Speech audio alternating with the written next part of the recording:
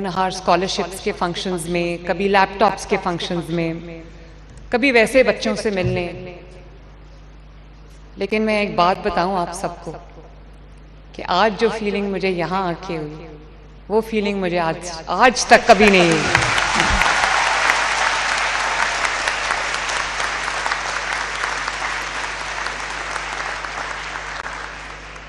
और ये तो वो ही जगह है, गुजरे थे हम जहां से।